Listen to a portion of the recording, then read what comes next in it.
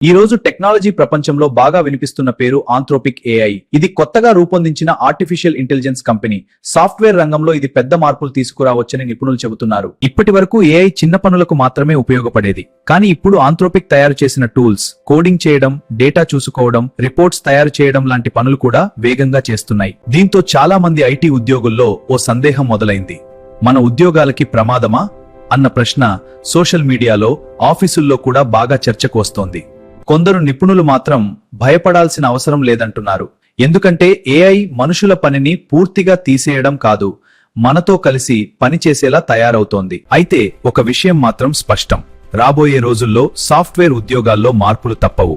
కొత్త స్కిల్స్ నేర్చుకోవాలి, AI tools ఎలా ఉపయోగించాలో తెలుసుకోవాలి. మొత్తానికి చూస్తే ఆంథ్రోపిక్ ఏఐ భయం కంటే అవకాశం కూడా సృష్టించవచ్చు. టెక్నాలజీ మారుతున్న ఈ కాలంలో మనం కూడా మారడానికి సిద్ధంగా ఉండాల్సిన సమయం ఇదే.